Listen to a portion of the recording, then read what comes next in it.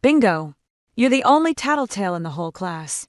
On the night the exam scores came out, the class beauty Zhang Qingyan cornered me against the railing of the observatory platform. Below the mountain was the city's glittering lights, and in front of me were the furious eyes of all my classmates. If you hadn't gone running your mouth to the homeroom, "Teacher, we could have gone to that concert before the college entrance exam. You ruined the youth of our entire class. Can that be compensated with a light little sorry? Give us back our perfect youth." Zhang Qingyan shoved me, and more people crowded in, and derailing suddenly broke, and in my pupils were the faces of the whole class, frenzied and ferocious, mixed with fear. When I opened my eyes again, I had returned to the day before the college entrance exam. Class beauty Jam Ching called on the whole class in the class group chat to go to a neighboring province to watch a concert. "This time, I'll give you the complete youth you deserve." At 1407, my phone buzzed.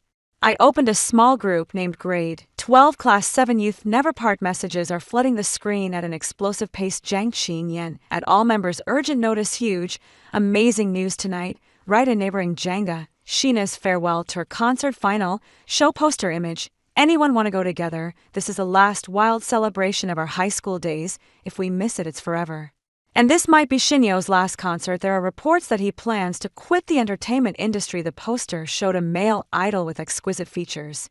In my previous life, I watched them revel like this, too. Then quietly checked the train tickets. And the weather.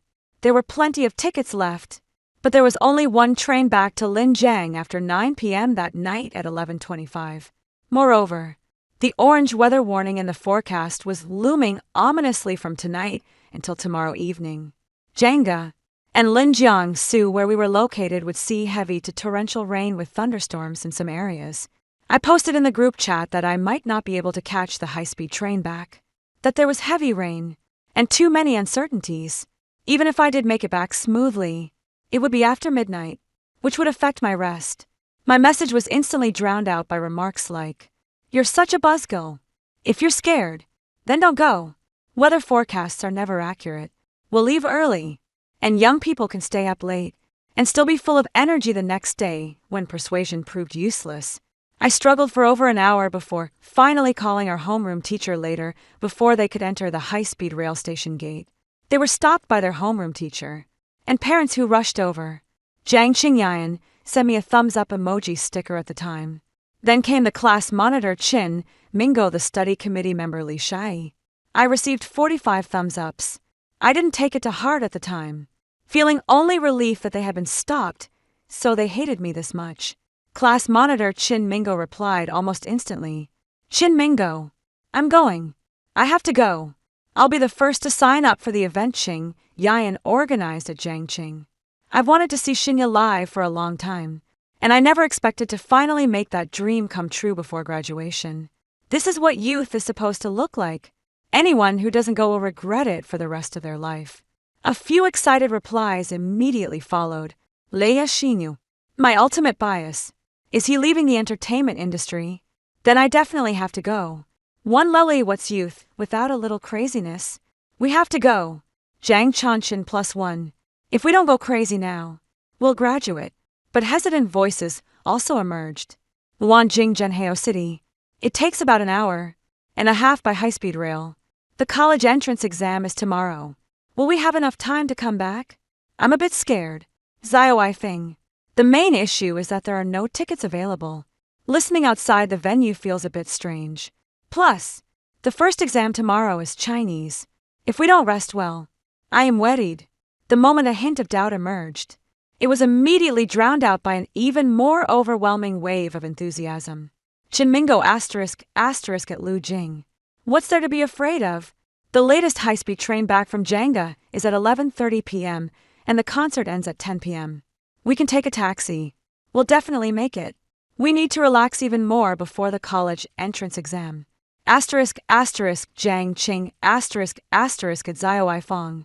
It's only meaningful if our whole class sings together outside the venue. Just think, under the starry sky, all 46 of us, singing loudly for the 3 years of our youth. Isn't that more precious and unique than a ticket? This will be the most perfect memory for all of us. Her words were incredibly persuasive. Li Sha. Exactly.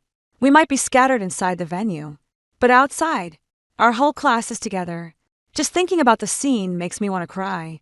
One Lele's sister Ian is right. You should have no regrets. Shin Mingo at Zio Ifong. If you're a real friend, don't chicken out. The college entrance exam won't be affected by these few hours. But if anyone from our class misses this concert, it won't be the whole class anymore. And Zhang Qingyan throughout her final. And for most of the hesitant ones from their past lives the most compelling bargaining chip. Zhang Qingyan.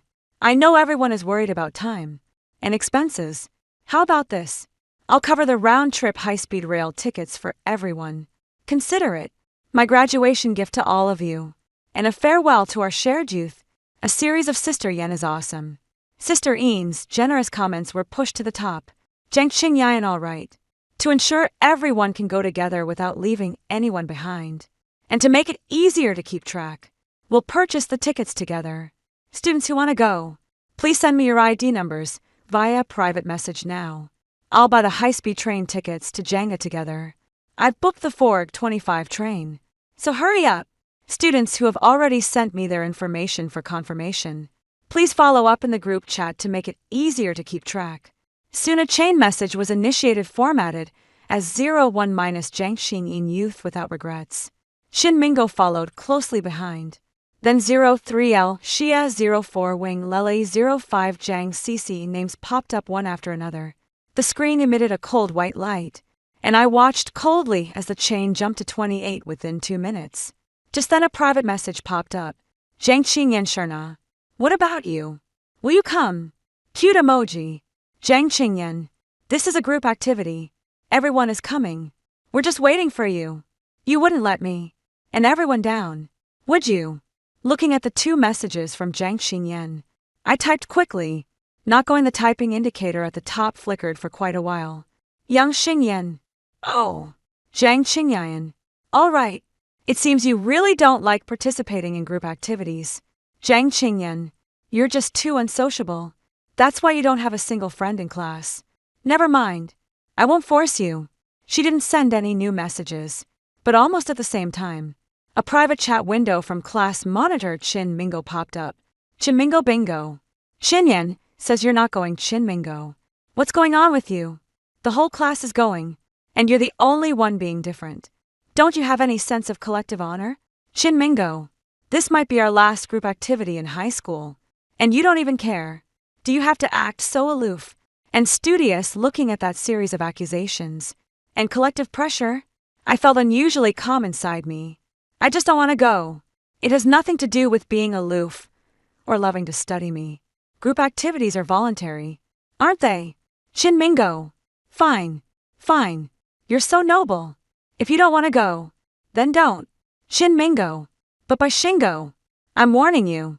If any word about this group activity gets out because of you, Chin Mingo, you probably don't want any trouble. Right. I heard your mom runs a scrap collection station on Gianni Road. The last sentence carried undisguised malice and threat. Me, don't worry. Me. I won't tell on you. After sending it, I didn't wait to see what he might reply, and immediately switched back to the class group chat. In just a short while, the chain had grown long with the serial number jumping to 45. Zhang Qingyan at everyone grade except for bingo. All members of our class 7 grade 12 are here. This is our cohesion. Zhang Qingyan. Everyone, please check your belongings, especially your ID cards. We will meet at the east entrance of Linjiang East Station at 3:50 p.m. Let's not leave anyone behind. Together, let's draw the most perfect conclusion to our youth. One Lele's sister Yen. You're awesome. Lai Shai so touching. Except for that one person who doesn't fit in. Our class is really great. Zhang Chanchan and Zhang Qingyan. Since someone doesn't want to be with us, why is she still in the group? Isn't it annoying to see her? Should we kick her out to avoid affecting our mood? This suggestion was echoed by a few people. Zhang Qingyan. Don't be like that at Zhang Chanchan Zhang Qingyan. She doesn't treat us as classmates. But we can't not treat her as a classmate. After all, we're still in the same class. Qin Ming Go Qin Yen. You're just too kind-hearted. Lu. And Jing Sai compared to Qing Yen. Some people really are. Zia Weifeng. All right. Let's not bring it up anymore. Everyone, pack up and get ready to go. Thanks for the sponsorship, Sister Yen. At exactly 3:50 p.m., a photo popped up in the group chat. The backdrop is a prominent sign at the east entrance of Linjiang East Station with over 40 young excited faces crowded in front of the camera flashing peace signs and beaming with bright smiles. Zhen Xingyan was surrounded in the very center, her head slightly tilted with sunlight streaming onto her flawless face. Xin Mingo was pressed closely beside her, grinning from ear to ear beneath the photo. Dozens of messages instantly flooded in. Let's go. No regrets in our youth. We're in this together. I calmly looked at the familiar faces in the photo. In her previous life, Jian Qingyan was an art student who had already passed the art entrance exam for the Shanghai Theatre Academy. Her college entrance exam score was over 500, far exceeding the minimum historical admission score for the Shanghai Theatre Academy. Xin Mingo 630, Wing Chin 605, Lai Shai 580. If I remember correctly, in JAMA, a heavy rainstorm occurred 1 hour before the concert ended, causing a sudden surge in rainfall within a short period. Some subway stations even flooded, leading to the suspension of subway services with tens of thousands of people andied at the concert venue. It wasn't until 3 a.m. that the evacuation was completed. As a result, Jemja was heavily criticized and trended on social media. I logged out of WeChat. The college entrance exam is tomorrow. No need to waste any more attention on them. In my previous life, I died just over 10 days after the college entrance exam ended. So, I still have a general impression of the key points for each subject. I took out the material notebook beside me, and relying on my memories from my past life, quickly found materials that fit the theme of tomorrow's Chinese essay to memorize. In my previous life, my score was enough to get into a decent 985 university. But this time, maybe I can aim for Tsinghua or Peking University. The time came to 9:30. I stretched and picked up my phone. 99 WeChat messages, over a dozen short videos, flooded the screen. They gathered in the open space outside the venue, each holding a cheering stick. The left cheek was adorned with Shinya's cartoon avatar, the right cheek with a sticker that read, "No regrets in youth." In the sultry night breeze, before the storm arrived, they sang along at the top of their lungs to the faint music drifting from inside the venue. Layat Binga. Did you see that? This is what youth is all about. Video 1. Lele at Binga. You must be regretting it to death. Video Chin Mingo at Bang. Some regrets can never be made up for in a lifetime. Group photo. JPG. I calmly scrolled through these messages that mentioned me without opening any of the videos. At 9:36, I was startled by the sudden sound of wind and rain outside the window. At 9:38, my phone vibrated. It was a red alert for heavy rain. When I opened the group chat again, the tone in the class group had changed. Lu Jing at Jiang Qing at Xinhingo at Wine Lele at La Sha. Where are you? I got separated by the crowd. I can't find you all crying. I can't see you all either. I'm under a big tree holding on to it and not daring to move. So many people are pushing. Are you trying to get yourself killed? How dare you hide under a tree in the rain? I've turned on location sharing. Everyone join in. Damn. This rain is so heavy. This damn place doesn't even have a shelter from the rain. My phone got water in it.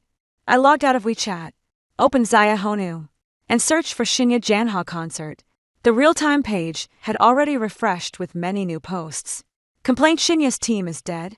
They knew the weather forecast predicted heavy rain. Yet they still booked an outdoor venue live. The rain is pouring down like water being splashed. Shiny ran off halfway through his song, and the raincoat was as thin as paper, tearing as soon as it got wet. Trash complaint. What kind of place is this? Even the nearest subway is 3 kilometers away with such heavy rain. How am I supposed to get there? Help! I'm in the square outside the venue, and it's packed with people. I can barely move. Ride. Hailing apps are showing a queue of over 10,000 people. Does anyone know how to get out of here? I'm afraid of a stampede, and don't dare to move. Video. A chaotic shaky shot filled with loud screams, cries, and the deafening sound of rain. I switch back to the class group chat. Messages are scrolling by rapidly. The previous joy completely gone. Zhang Qingyan at everyone. Don't panic. Try to head to higher ground in open areas. Places that can provide shelter from the rain are currently overcrowded, and there's a risk of stampedes. So don't go there. Use all ride-hailing apps immediately to get a car. Students who manage to get a ride, report in the group who else is around you, and leave together if nearby. We'll gather at Jama High-Speed Railway Station. Xin Mingo at everyone. Listen to Qingyan. Hurry up and get a car. Those with a ride, report your location and the names of people with you. In the first few minutes, there were still people responding. Li Xie. I made it. I'm under a statue at the edge of the square.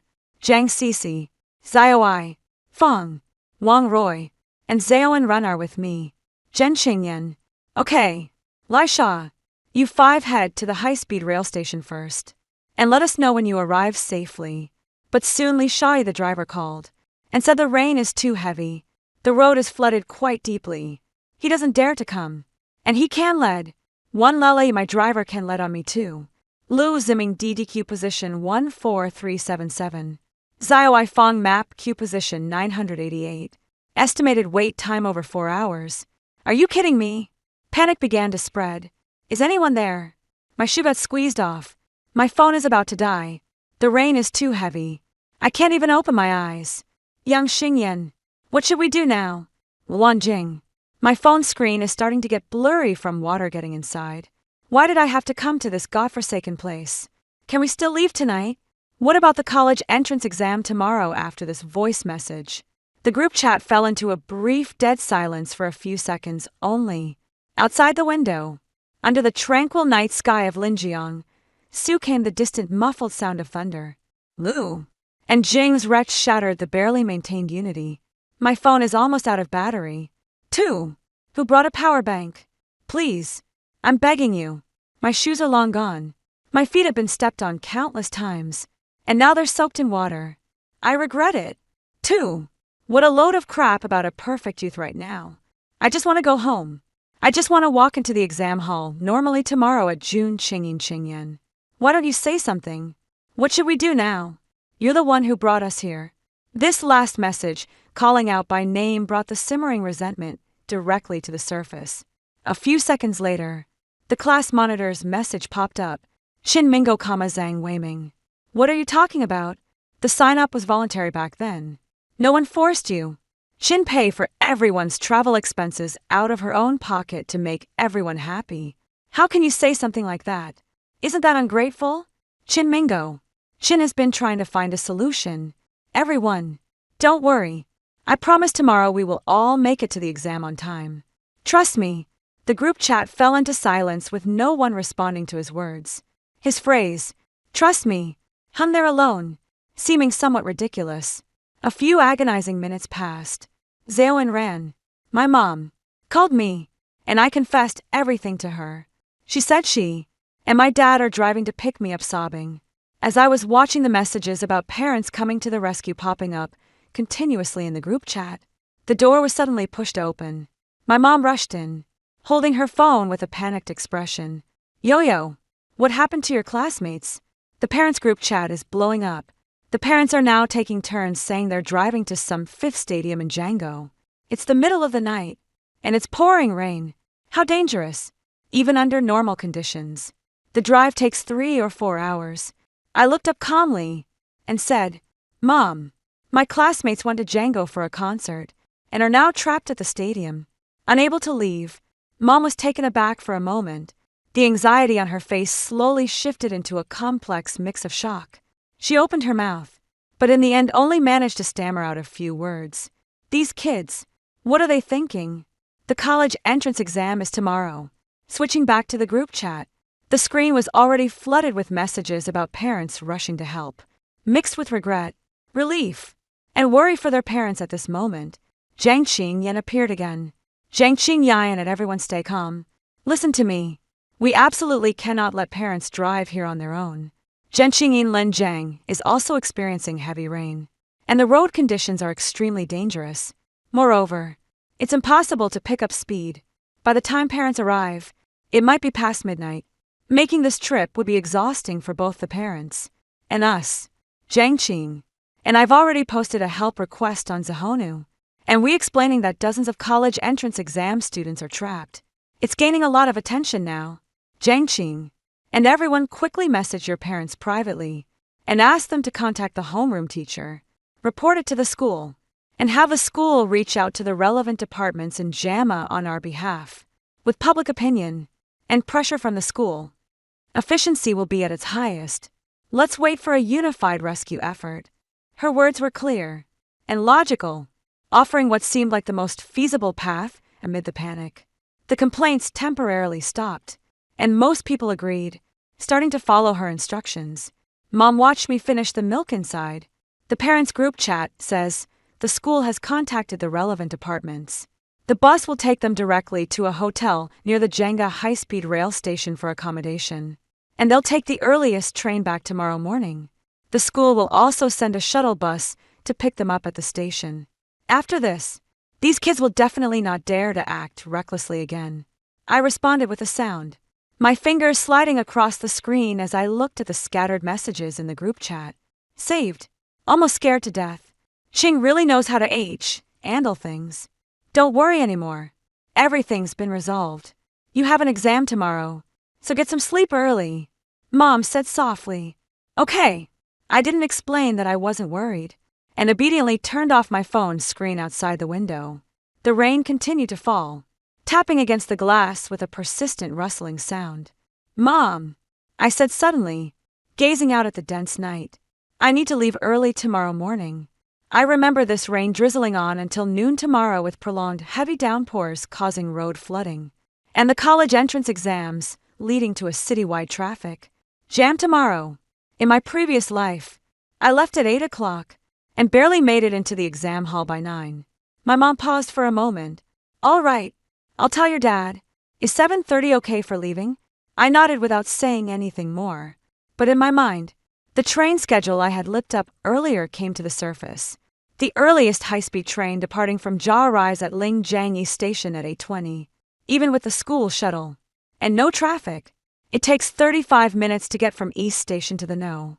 2 high school exam site. I wonder if they will still make it in time for the first Chinese language exam. At 8:55 in the morning, the corridors of the teaching building were already empty.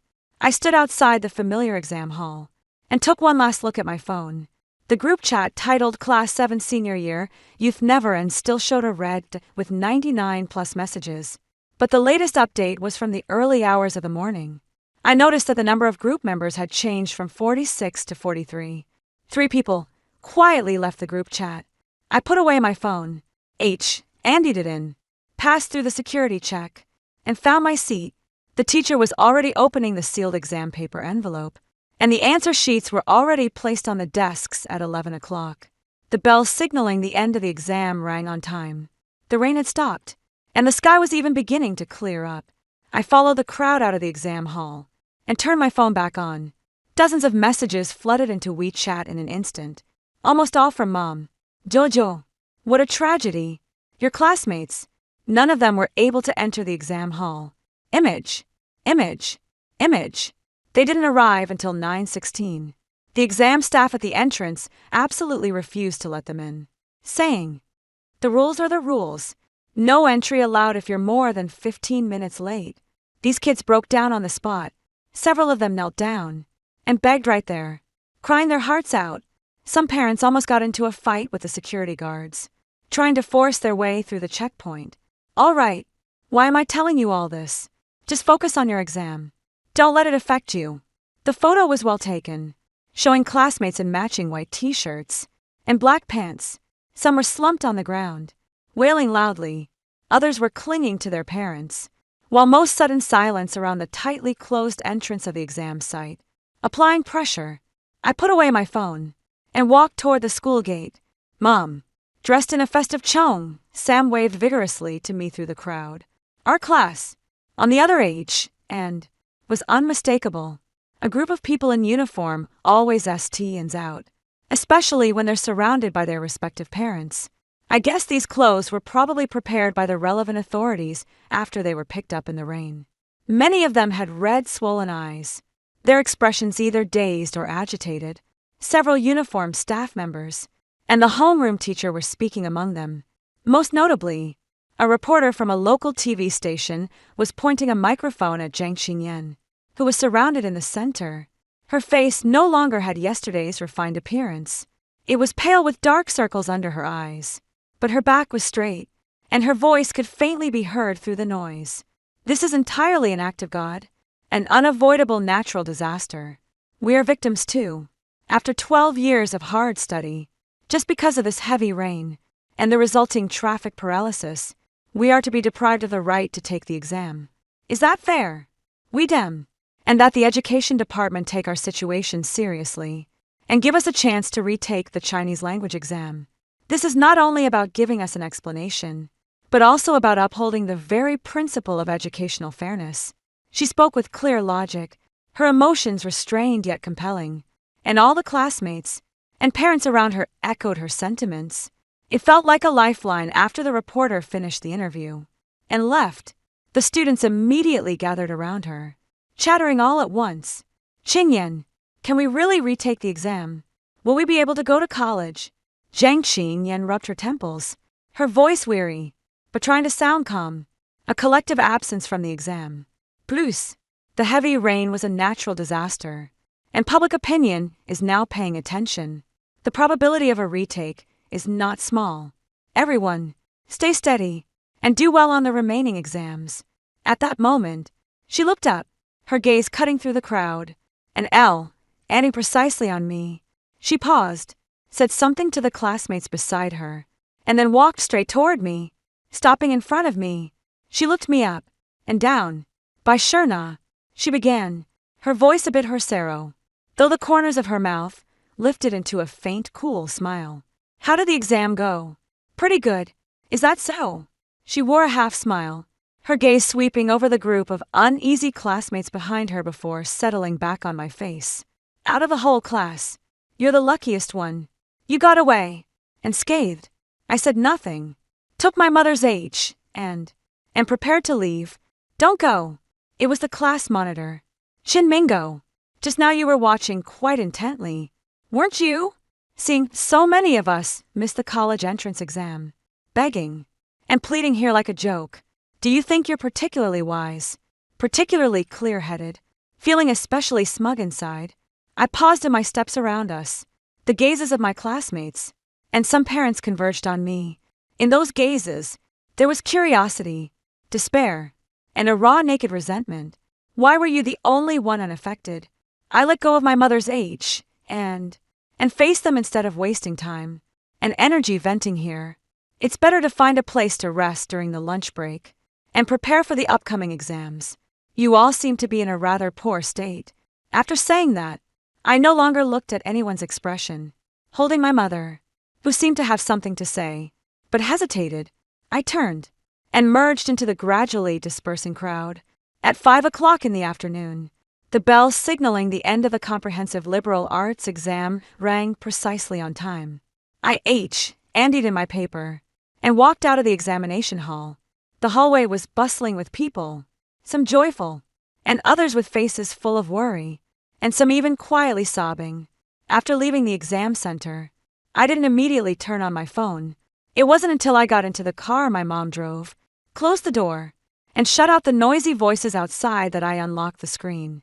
The bright red 99 plus on the WeChat icon was particularly glaring. Leia, I can't go on anymore. My mind is completely blank for the comprehensive liberal arts essay questions. I can't even process the reading materials. My brain feels like mush crying. One lelly. I have a fever.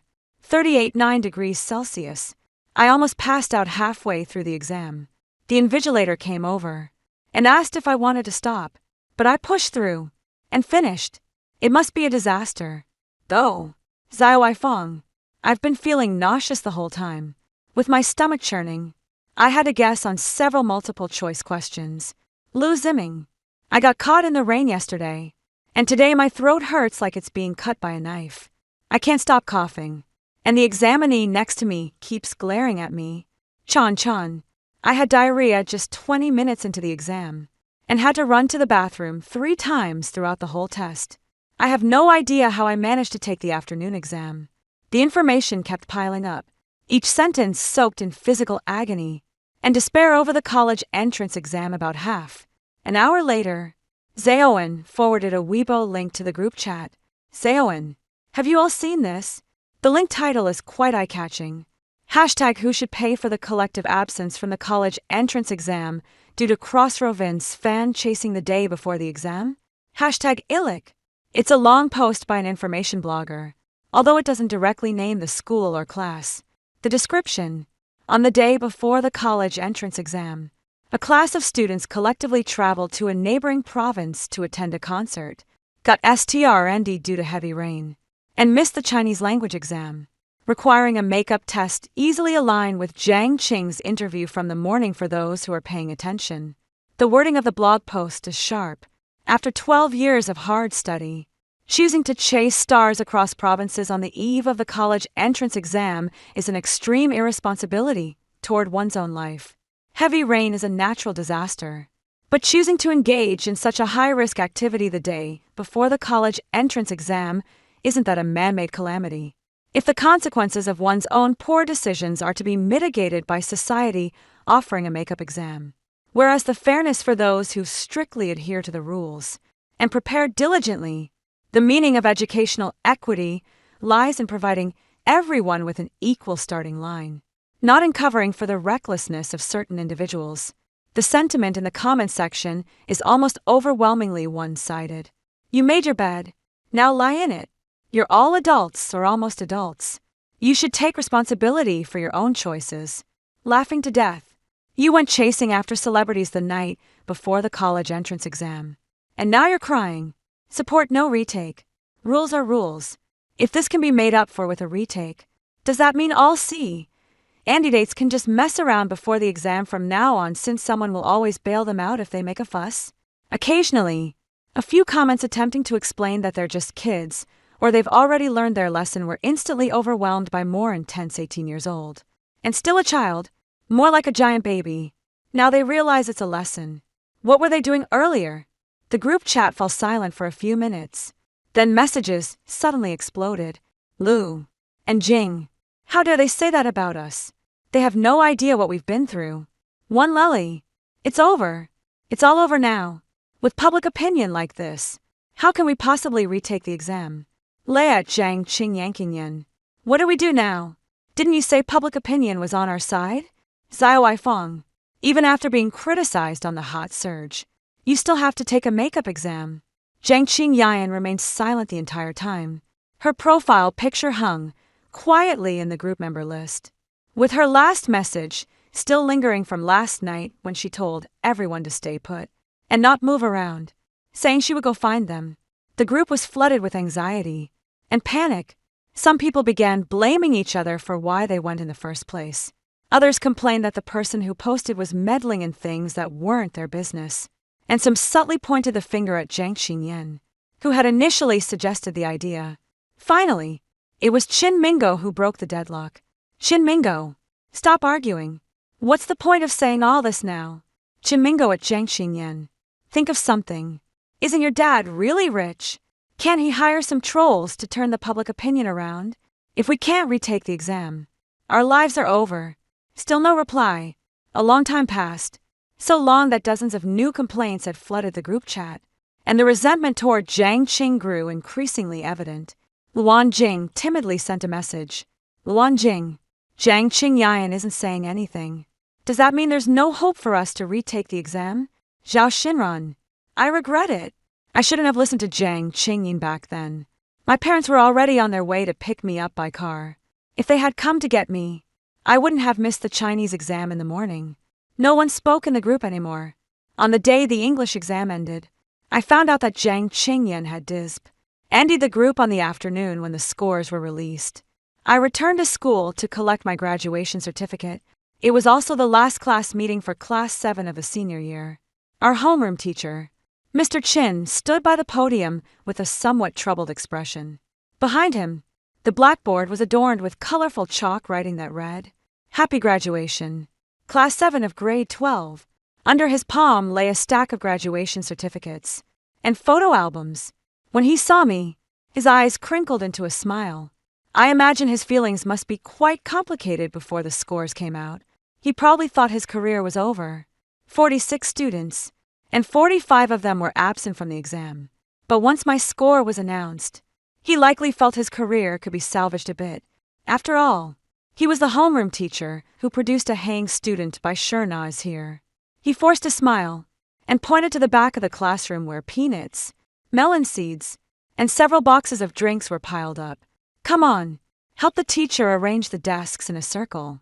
I walked over. Mr. Chin. These Mr. Chin smiled. This is a tradition at our school. Other classes all have them. And if our class doesn't do anything, they'll feel even worse. He sighed. This year's college entrance exam. Our class's undergraduate admission rate is less than 20%.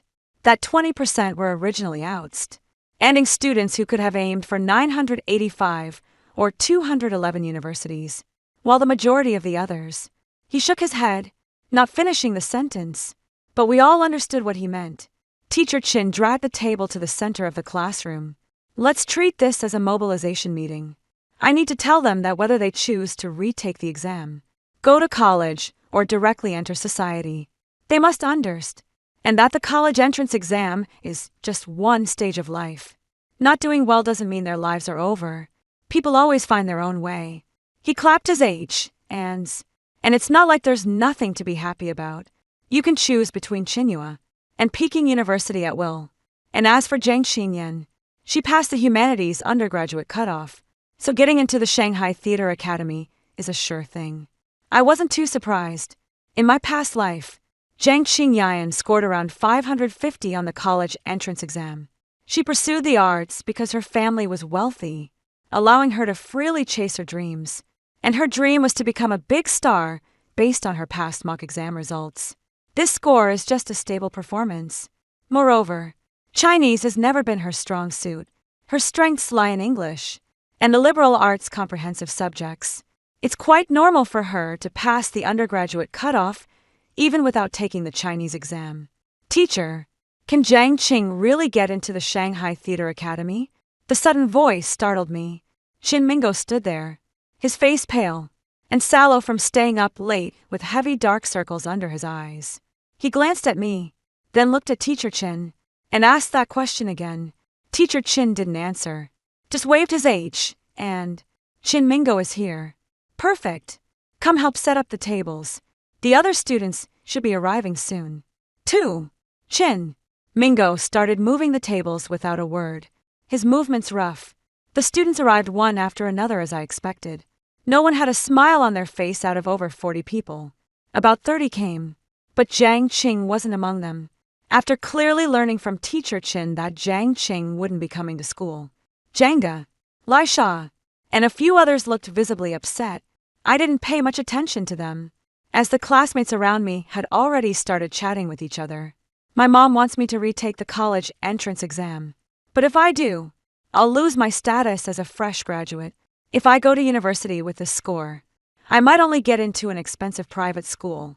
With a score of over 380, what can I apply for? Even vocational colleges don't have good majors. My dad says I'm probably not going to amount to much anyway, so I might as well start earning money early. If I retake the exam for a year and still don't get in, what then? Just thinking about the college entrance exam makes me so stressed I feel like throwing up. Despite Teacher Chen's best efforts to liven up the atmosphere, the mood remained quite low. After receiving our graduation certificates, everyone asked a few questions about Teacher Chen's plans to retake the exams, then hurried to leave. Just as I was about to go, Qin Mingo suddenly called out to me, "Bing Yao, congratulations on getting into Tsinghua."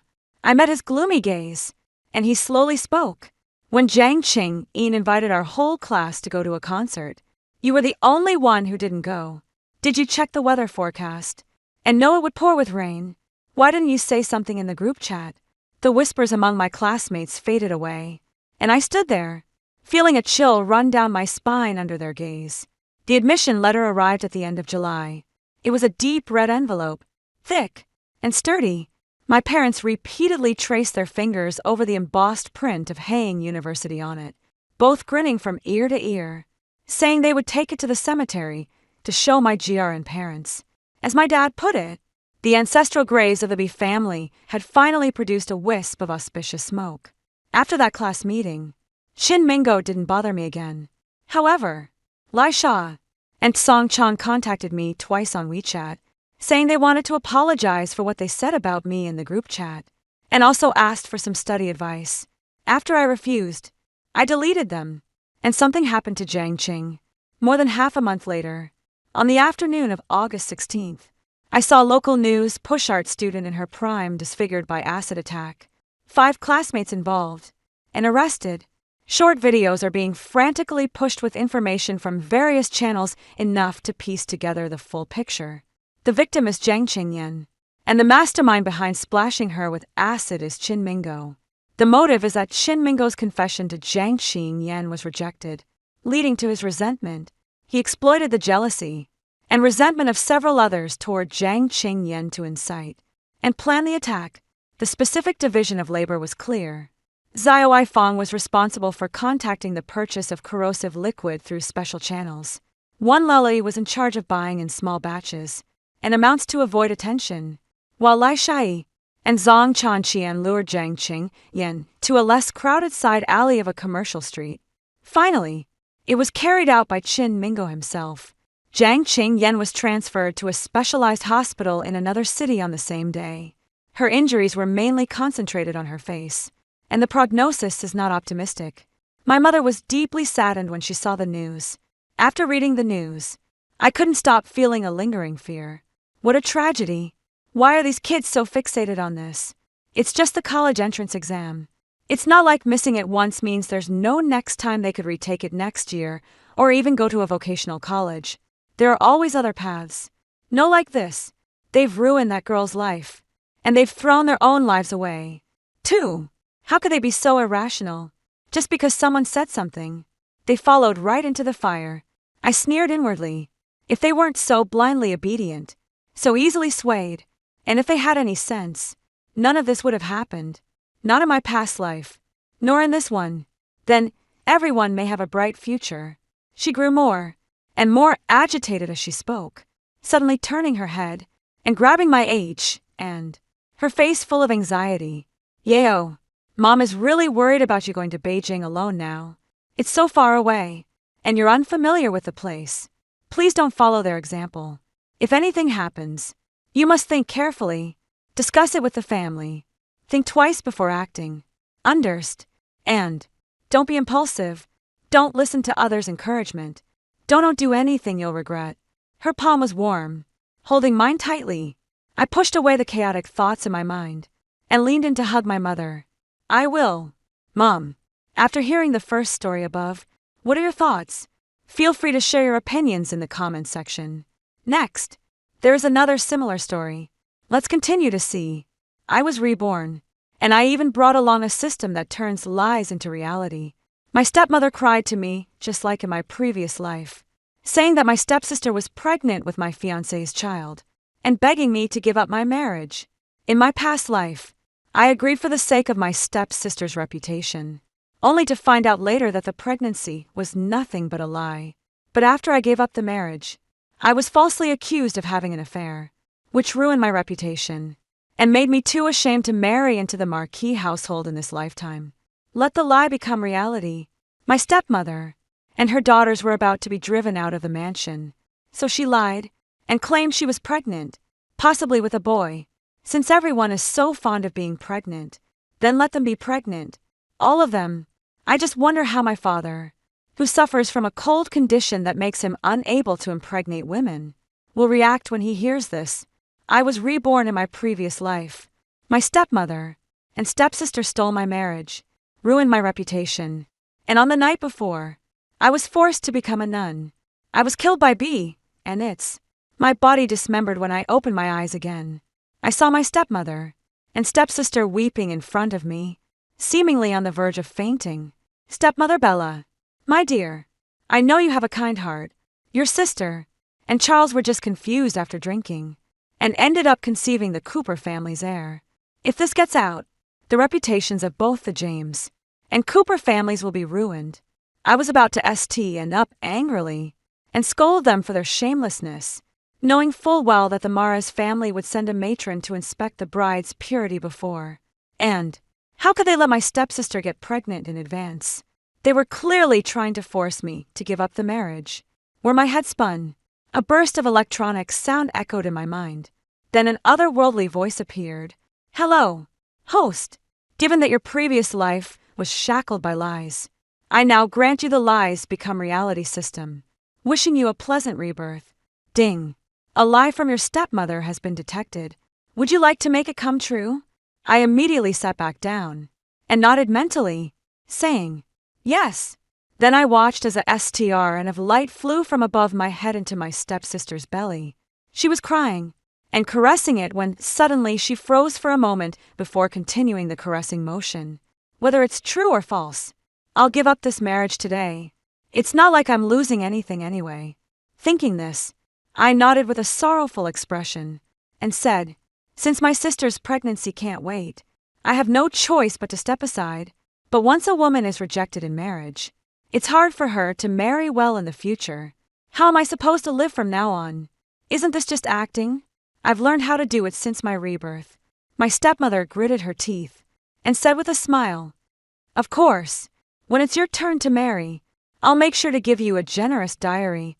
Mother, originally the end of this month was the day of my marriage.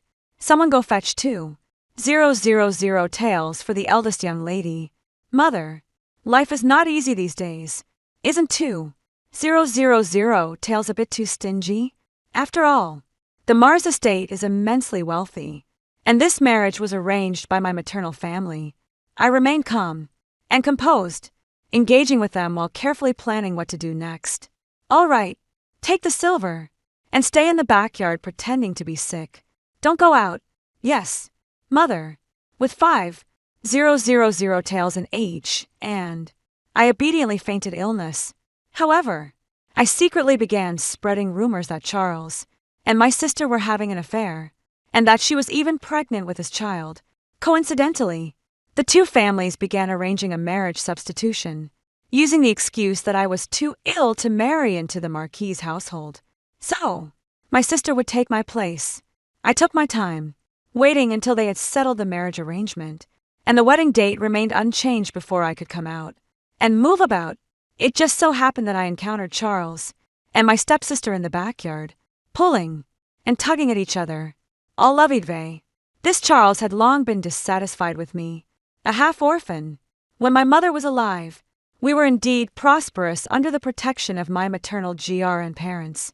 Later, after my mother passed away, my maternal GR and parents were transferred away and might never return to the capital, so they had already become somewhat dissatisfied with the marriage. Now that they had switched to my stepsister, they naturally became more frequent in their interactions than before. I paid them no mind, but Charles directly approached me and asked warmly, Miss Belle, have you fully recovered from your illness? You really know the answer. My lord, do you not know whether I am ill or not? Sister, how can you be so disrespectful to the Marquis? My stepsister started crying again.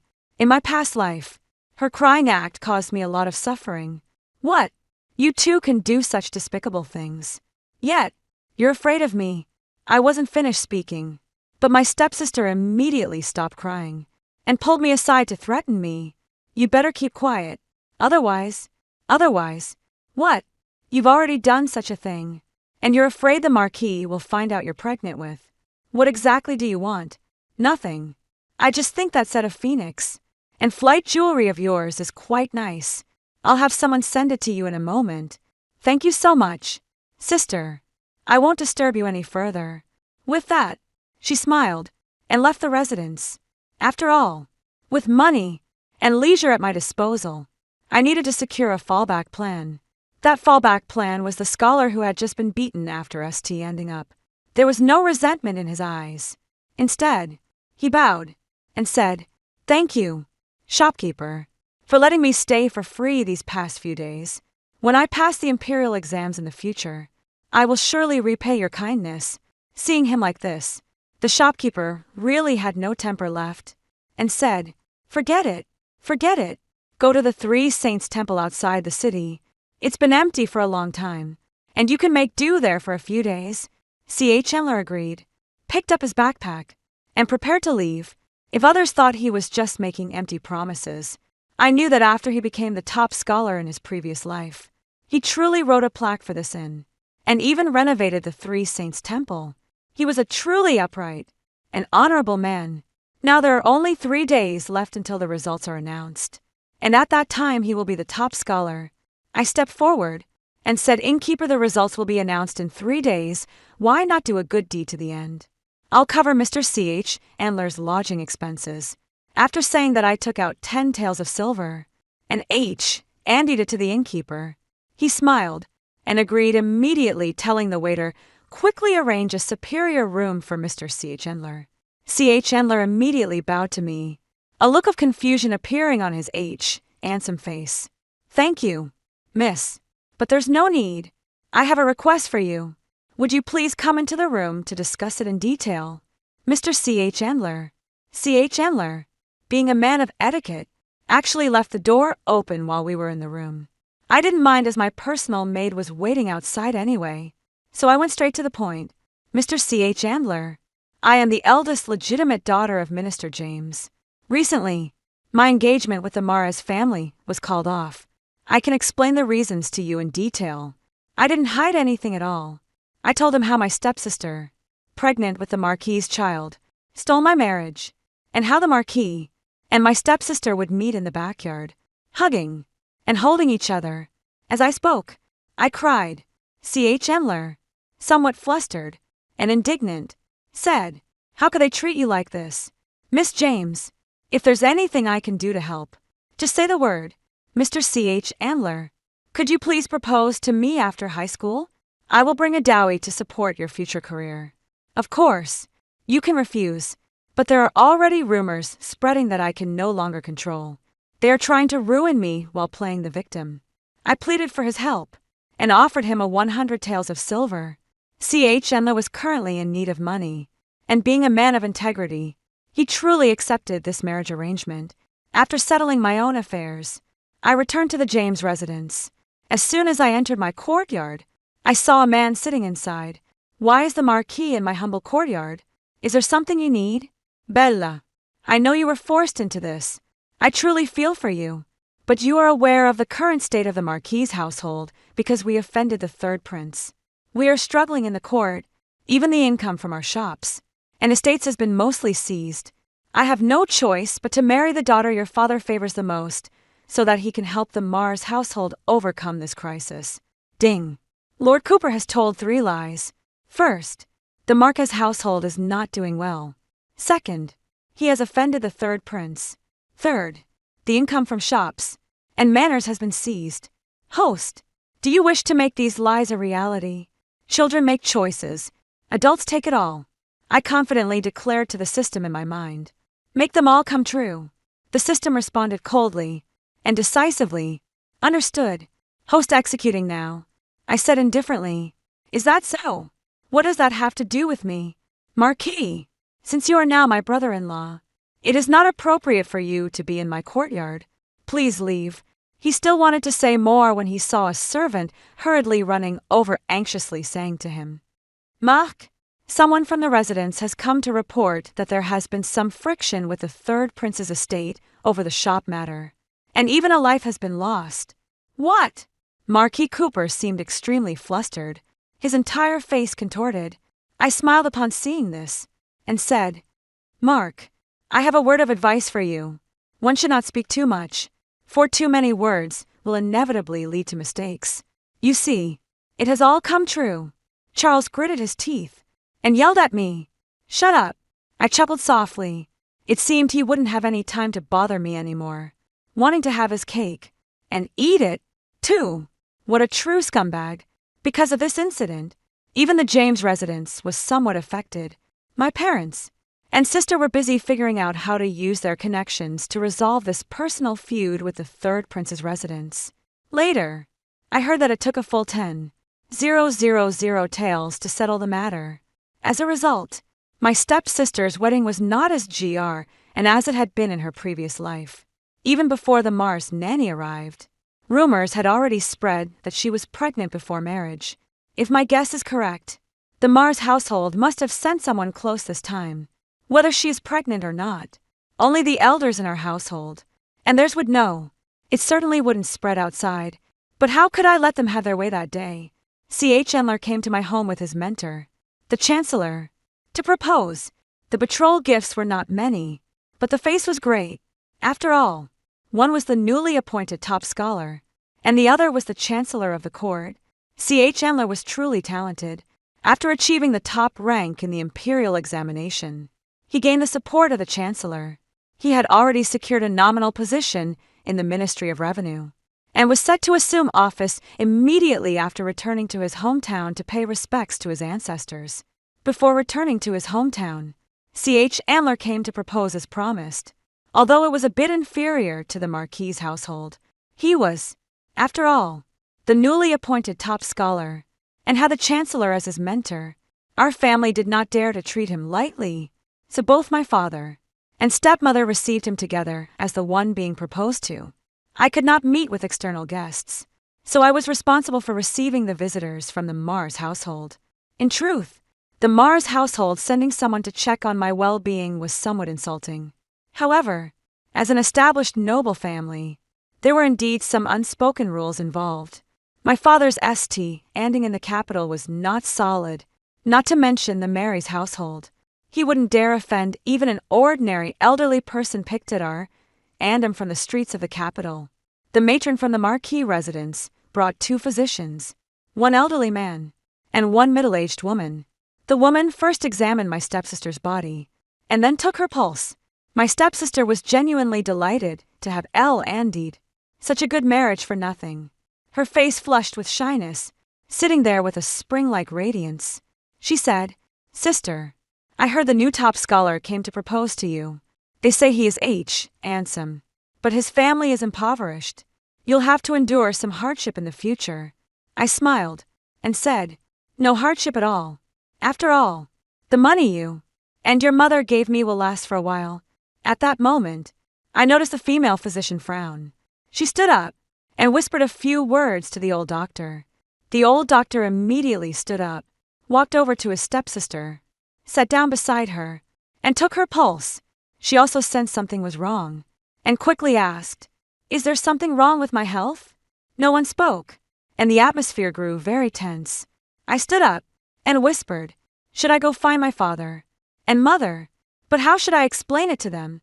The matron on the side also asked, "Doctor, what exactly is going on?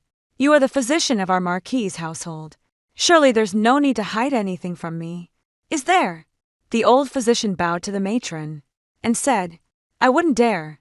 Matron, the eldest young lady, the second young lady, is with child already over a month alone." The matron's face turned pale. For a bride to be pregnant before even entering the household was certainly not something to boast about. I, on the other and breathed a sigh of relief and said, "I thought it was something serious. Isn't it just pregnancy? If it weren't for my sister carrying your Marquis' child, I wouldn't have given up the marriage to her." Didn't you know when the nanny heard me say this? She became furious and said, "Nonsense. The Marquis is a man of integrity. How could he possibly do such a thing before marriage?" I knew that Mark Cooper hadn't. After all, he came from a noble background and had many women around him. Why would he need to secretly do something improper with his fiancée? After all, as young masters and ladies from prominent families, they were always surrounded by people inside and out, leaving no opportunity for such actions. I covered my mouth, looking at my stepsister, as if I were seeing her for the first time. "Sister, you the one in your belly. Whose child is it?" "Really?" Of course, I didn't say that out loud. Instead, I stood up and pointed at the matron, saying, "You're talking nonsense. My sister told me she was pregnant a month ago. It must be the Marquis who refuses to take responsibility. I'm going to tell my parents right now. Your Marquis' household is denying it." My stepsister was so shocked that she stared blankly. It wasn't until I had already rushed out of the room that they snapped out of it and hurried after me. But I had already rushed into my stepmother's arms and knelt down, saying, "Mother, the Mars household is bullying us. They clearly got my sister pregnant. But today they refuse to admit it. What will happen to my sister then? Wouldn't that mean I gave up my marriage for nothing? I spoke in a very low voice, and my sobs were extremely suppressed. But my father, who was nearby, heard it, and so did the guests he was entertaining behind the screen. And my stepmother shouted, "Nonsense!" She was truly frantic, and slapped me across the face, knocking me to the ground. But at that moment, the people from the Marquis residence, including my stepsister, had already rushed up to me. She shouted, "Don't talk nonsense! There's no way I could be pregnant." In an instant, the atmosphere froze, and I almost burst out laughing. My father stood up and scolded, "Go back to the inner courtyard and stop causing a scene out here." The stepmother then took people to the backyard, and as soon as she stepped out the door, exclaimed loudly, "What on earth is going on?" I spoke up directly, "Mother, they found out my sister is pregnant, but they refuse to admit that the Marquis is responsible. Doesn't that mean they're denying the child belongs to their household?" The stepmother scolded me. "How can a young lady like you, who is in the middle of marriage negotiations, talk nonsense here? Go back to the backyard immediately." I wiped away tears with a grievance.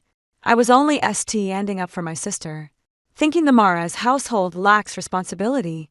Why is everything I do considered wrong? After saying that, I covered my face and went to the backyard. Anyway, I've done all that needed to be done. The nanny from the Marquis residence, hearing me say this, also felt wronged, and said, "What do you mean by that regarding the second young lady's pregnancy? We need to return to the Marquis residence and ask the Marquis. We never said we wouldn't acknowledge it. It's just that this is quite unexpected." After they finished speaking, they were about to leave, but my stepsister disagreed, pulling her stepmother. She said, "Mother, you can't let them leave. These people from the Marquis residence are saying I'm pregnant, but I've never done that. That kind of thing. How could I possibly be pregnant? Hiding in the shadows. I left so haripendoa." She might indeed have done nothing, but that couldn't stop the system from placing a child inside her. At that moment, I finally praised the system with genuine sincerity. That day, 2 matters were settled at the James residence. First, my marriage was arranged. Second, my stepsister's pregnancy had been discovered and confirmed by my father. He interrogated my stepmother and stepsister for a long time, and in the end, he had no choice but to lock them up. He then sent a letter to the Mara's residence, asking Yen Lord Cooper to come and discuss the marriage arrangements. Yen Lord Cooper was also extremely angry about this. Naturally, he denied having done anything wrong. After my father confronted him, he immediately broke off the engagement with my family and publicly declared that I was not ill. It was all a scheme by my family to make him take responsibility for my stepsister's illegitimate child. For a time, our family's reputation became utterly disgraceful, except for me, because I was the poor, pitiful one who had been schemed against by my entire family for 2 consecutive days. My father claimed illness and dared not attend court, even going so far as to ask my stepmother and stepsister to pack up and go to the estate for a quiet rest. In reality, he intended to abandon them both, keeping only me, who was engaged to the newly appointed top scholar. That's just how my father is, cold and heartless. Just then, my stepmother suddenly clung to my father's leg, crying, "Husb, and you can't send me away because I'm pregnant with your son." My eyes twitched involuntarily. My stepmother had truly lost her mind to come up with such a lie. Did she not know? System host, your stepmother has claimed to be pregnant. Would you like to make this lie come true? My palms were sweating with excitement, and I immediately shouted in my heart, "Make it come true. Of course, make it come true." The system remained silent, and then I saw my stepmother clutching her chest and starting to vomit. The nanny beside her happily said, "Madam, why didn't you mention this? This is such wonderful news. Master, it's been many years since there was any good news in this household. Please spare madam." And the young lady, they never expected something like this to happen. Now, they also knew that insisting the stepsister was pure and innocent would probably convince no one. After all, many doctors had been consulted, and all confirmed that the stepsister was indeed pregnant. Given this, they and in explanations, and resorted to other methods to secure their position in the household. My stepmother was truly desperate, which is why she came up with this idea in a moment of panic. Little did she know that with the help of my system, she had directly struck my father's sore spot. My father, who had been furious earlier, now wore a cold expression on his face. I knew all too well that this was a sign of his extreme anger. He calmly sat down and said, "Someone sent for the house physician to examine the lady." The stepmother was immediately stunned and said, "Sir, I'm not feeling well right now. Why don't we wait a bit? Let me go back to my room and lie down before you call the physician." Her idea was simple, nothing more than to bite time and find a way to bribe the physician. But my father directly grabbed her and pressed her into the chair and said coldly, "Be quiet and wait for him to come in." The stepmother had no choice but to wait, sitting there in restless anxiety. She wanted to say something several times, but upon seeing her father's cold expression, she finally swallowed her words. Meanwhile, her stepsister suddenly glared at me and said, "Sister, it was you who caused this, wasn't it?" I let out a light scoff and said, "What are you talking about? Did I make you pregnant, or did I make our mother pregnant?" "Yes, I made it all happen, but you have no proof." "I didn't." "All of you, shut your mouths." My father was already on the verge of breaking down, and he slammed the table hard to calm down the mother and daughter. Shortly after, the household physician arrived, and my stepmother's gaze was clearly fixed on the old doctor's face. "Ouch!" My stepsister stumbled, but fortunately, the household physician caught her. However, from my perspective, it seems she had slipped a jade bracelet into the doctor's embrace. This jade bracelet is extremely clear and transparent, worth at least 1,000, and gold. It seems she is quite generous. Then she stood up and said, "Doctor, please take a look at my mother. She has been vomiting frequently lately and has no appetite." She thought that by making my stepmother pregnant, she could avoid disaster. But she didn't realize that once it was confirmed that my stepmother was pregnant, they would only have death awaiting them. I calmly sipped my tea, watching them as they each harbored their own thoughts. Both my stepmother and stepsister were extremely nervous, completely unaware that their trusted aides had already been dismissed from the study. When the family physician finished taking the pulse, he knelt with a thud before my father, holding the bracelet in both hands, and raising it above his head. He said, reporting to the master, "The lady is indeed 2 months pregnant." My stepmother and stepsister were stunned. They knew it was a lie and had intended to bribe the physician with the bracelet, but they never expected him to return the bracelet while still lying on their behalf. My father glanced at the bracelet without saying a word, then pointed at me and said, "Take my eldest daughter's pulse." The physician complied, and after checking my pulse, he said, "The young lady is malnourished and requires careful recuperation." My father fell silent, waved his and said, "All of you step back. Someone tie up these 2 women and throw them into the woodshed. At dawn tomorrow, they will be drawn in the pond." My stepmother slid directly off her chair and cried out, "Why? Why are you doing this? My lord, what wrong have I committed that you would be so cruel as to drown us both in the pond?" Father grabbed her by the neck and said coldly, "Do you remember that after your daughter was born, I went on a business trip to the north and fell into a lake, only to be rescued half an hour later? From that moment on, I lost my ability to have children otherwise. Why do you think none of the 3 concubines in the house nor you have had children all these years? And yet I never remarried." The stepmother's face stiffened, and she exclaimed loudly, "Master, the house physician must be lying. I have never been involved with anyone else, and this pregnancy is nothing but a baseless accusation." Father said, "The house physician is my man. No matter how much money you offer him, he would never lie. You and your daughter are truly something. One pregnant before marriage, the other cheating after marriage. You 2 wretched women. Should I keep you around for the new year, instead of drowning you in the pond?"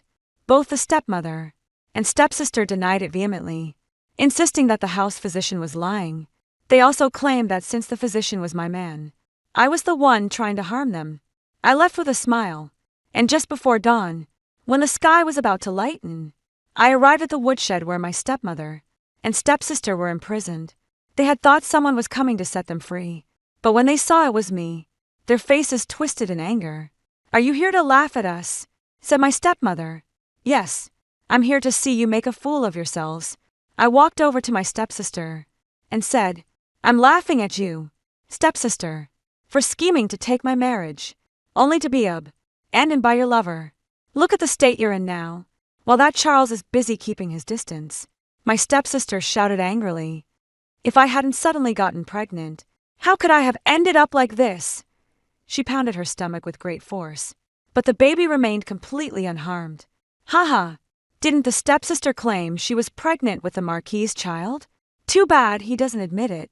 I then turned to my stepmother and said, "Mother, you say you love my father, yet you didn't even know he had such a serious illness. So much for your so-called love. You're nothing but a shameless maid who schemed to take her mistress's place after driving her to her death. Aside from gold and jewels, you're indifferent to everyone. It's a good thing you weren't careful. Now you've become the pawn that's been discarded." My stepmother shook her head and said, "It can't be such a coincidence. It's just too much of a coincidence that both my daughter and I are pregnant. If the doctor isn't the problem, then you are. After all, you were present when both of us lied. No wonder they say this old fox is clever." My stepmother immediately got to the heart of the matter. I crouched down and whispered to them, "You guessed it. Yes, you're really pregnant, and I'm the one who did it. But even if you tell others, no one will believe you. After all, making someone pregnant out of thin air is something even the state preceptor can't do." "Haha, why?" My stepsister tugged at my skirt and asked angrily, "Why? You stole my marriage, spread rumors trying to drive me to death, and now you ask me why?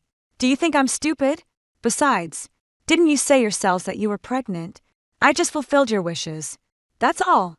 After saying this, I tightened my cloak and said, "I won't be seeing you off tomorrow. May you suffer a most painful death in the icy river, preferably 10 times more painful than mine." After returning to my room, I received a letter from C.H. Endler, who was concerned, and asked how I was doing. He had just returned from paying respects to his ancestors, and his mother had also been brought to the capital. He wanted to ask if we could set a date for the wedding. I arranged to meet him the next day. In the morning, the cries of my stepmother and stepsister echoed throughout the James residence, while I stepped out dressed elegantly. By now, I was accompanied by 2 matrons and 2 maids, restored to the proper status befitting the legitimate daughter. I thought I wouldn't see them, but unexpectedly, we met at the corner. I boarded the carriage to meet my lover. While they were stuffed into pig cages, their mouths gagged with cloth strips, able only to emit wails and sobs, they pointed at me as if reporting my misdeeds to my father. But in my previous life, he had turned a blind eye to my death, which proved that he would not show mercy to anyone who hindered his future. Yet my father still frowned and asked me on such an important day, "Where are you going?" "Top scholar C.H. Endler has invited me to discuss some matters. I will not involve myself in these messy affairs lest it harm the relationship between the James residence and the Prime Minister's residence." Upon hearing this, my father immediately smiled with relief. "Bella, you were truly wise and considerate. Go ahead, and don't look back." My stepmother's fingers were already covered in blood from trying to break the pig cage to accuse me, but no one cared. Even if she could speak now, no one would listen to the defense of a sinner. Shortly after I walked out the door, someone rode over on horseback and said, "Mississippi, you are now the only young lady of the James family. Those 2 women have been sunk in the pond, and my subordinates have confirmed that they are dead." Fine. Very well. I laughed until tears streamed down my face, finally avenging my past self. But I still have one more enemy, and that is Charles. That man always manages to stay perfectly hidden. If he hadn't seduced my sister, if he hadn't constantly belittled me and attacked me for the sake of his family's influence, I wouldn't have ended up dying a tragic death later. Now that the Mares household has lost its influence, no noblewoman would dare marry him after he offended the 3rd prince. So he should come looking for me, his former fiancée again. After all, My dowry would allow him to repay his debt to the third prince, and even buy some valuable gifts to persuade the prince to go easy on him. No. I sat across from C.H. Endler. He looked at me deeply and said, "You did that on purpose that day. The reason you married me was to escape your family, wasn't it?" My eyes instantly reened, and tears slowly streamed down as I replied, "Yes. Do you think I'm too cunning? If I hadn't done this, I would have been driven to death by them now. One is my stepmother and stepsister. The other is the Cooper family. They all want to step on my bones to find their happiness. But I also want to live well, perhaps influenced by my past life." I burst into tears. C.H. Endler immediately became nervous. He held my and said, "I believe you, and I know you've had a hard life. Rest assured, even if my family's wealth is not abundant, I will do everything I can to propose to you. There's no need to go that far. Don't worry, I will never let anyone look down on you. These are some of my personal savings. Take them. My family still has some assets. My father once left us some private property, which is enough to propose to your family. System host, it has been detected that C.H. Endler is lying to you. Would you like to make the lie come true?" I almost laughed out loud, and couldn't help but for the first time let this lie come true with a sense of delight. So lies can be divided into malicious and well-intentioned ones. He cleared his throat lightly, and after finishing the meal, bid me farewell, and left. A nanny told me that he went directly to the bookstore in the capital, and found some more copying books because his and writing was beautiful. The price he received for copying was twice that of others. There are countless people in the world. Some only want to benefit from their future wives, while others rely solely on their own abilities to earn money and propose marriage. Then I can only wait at home. Just as I stepped out of the inn, someone suddenly slipped into my carriage and sat across from me affectionately, saying, "Belle, I was wrong. I never expected your sister to be that kind of person." It truly broke my heart. Only now have I realized that the one who loves me the most is still you. Lord Mark, you are overthinking it. I am already engaged, and will be married soon. I truly cannot rely on the support of your esteemed family. I am very polite, but I don't kick him out, mainly because I still want him to lie in front of me. As long as he starts to cry about his misery, then I win. Sure enough, he grabbed my and said, "Bella, you know I actually love you. It's just that my family's situation is complicated. So, I had no choice." "Oh, how is it complicated?" System host Charles saying he loves you is a lie. Should it become true? This time, I directly refused. Who needs the love of such a hypocrite? Taz sighed and said, "It's still because we offended the third prince last time. We only injured his steward, and it just so happens that the steward is the father of one of the third prince's concubines. As a result, they made our marquis pay a hefty sum. No, only you can help me." "Damn it, why isn't he taking the bait? How do you want me to help? I remember there was a and your old Coral in your dowry. The third prince's concubine loves Coral the most. If you give it to her, this matter will be settled. In the future, I will surely come to propose with half the dowry of the estate. How about that?" I sneered. What a GR and promise indeed. No need. If the Marquis could listen to reason, you should know that I am already engaged. That C.H. Endler is nothing but a top scholar, and now he's just a minor fifth-rank official. What can he possibly achieve? He only relies on a chancellor with just a little effort from me. That chancellor will surely be finished. Who will C.H. Endler have to rely on then?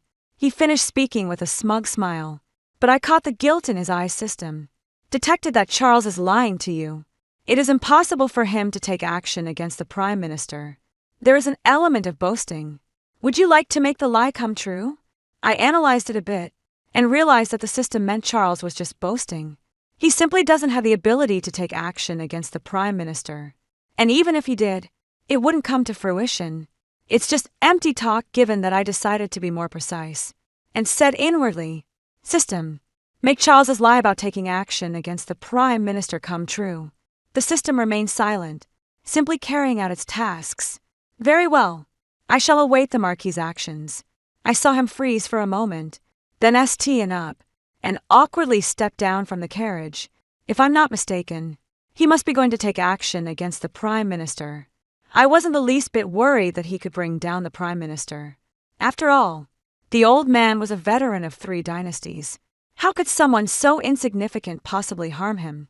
After returning to the mansion, I discovered that not even a funeral had been held at home. Originally, my stepmother had no family background, and now that she had committed a major offense, no one cared at all. As soon as I returned home, they finally saw me, the eldest daughter. However, I simply stayed in my room writing and drawing, while outside, people kept sending me messages. The first piece of news was that C.H. Andler and his mother, while sorting through his father's belongings, discovered that his father had left him several gold bars. They directly bought a 2-courtyard house in the capital, did some simple renovations, and hired 2 maids to take care of the household. The rest was used to prepare betrothal gifts for me. Although it wasn't particularly extravagant, they managed to gather 10 loads for an ordinary official's daughter. This is already quite good. I am quite satisfied. And the maid also said, "Mississippi, you found a good match. No, a woman's true destination can only be herself.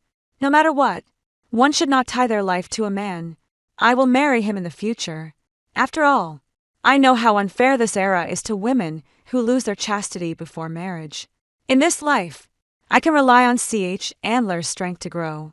And when I am capable of standing on my own, if he is disloyal, I won't need him anymore. Mississippi, Mississippi, there's news from the Marquis's residence. You are absolutely right. Charles, for some unknown reason, is determined to accuse the Prime Minister of being corrupt, embezzling funds, and persecuting officials, and then the officials immediately sent someone to investigate, and found that it was all just rumors. The Prime Minister's illegitimate son's maternal family are wealthy merchants from Jiangnan, and the money was accumulated by his own family, so it can't be considered embezzlement. I laughed upon hearing this, and clapped my hands, saying, "Then the officials must not have let Charles off easily, right?" Naturally, I heard he's been made to reflect at home. I know this Marquis has fallen into decline. The fact that the Emperor didn't directly strip the title is already giving face to old Marquis Cooper. I settled down to prepare for the wedding, feeling quite content. I thought that after getting married, watching the Marquis decline, my life would be smooth sailing from then on. I never expected that this Charles would come to me again to make his presence felt. He stopped me in the backyard, crying and pleading, "Bella, please, for the sake of our years as fiancés, save me just this once." Seeing his somewhat frantic expression, I instinctively took a step back. "Bella, are you going to kick me when I'm down like everyone else?" "Of course not." While brushing him off, I looked around and really couldn't understand and why the guards at James Manor were so useless, actually letting this lunatic in. "Then, could you lend me 10,000 and taels of silver? That way, I can buy the 1,000 and your lingi mushroom." His pleading expression made it seem as if obtaining this lingi would allow him to accomplish something great. I felt that perhaps I could use this to my advantage. So, I cautiously said, "There's only 1,000 yearlingi available at the Exine Hall auction, and even 10,000 taels might not be enough to secure it. Could you tell me what you plan to use it for? I might be able to gather some funds and help you get the lingi." I couldn't make my words too definitive. I had to leave him some room to fabricate a story. Sure enough, Charles said to me with reined eyes, "Bella, I have no other choice. Otherwise, I wouldn't have come to you for help.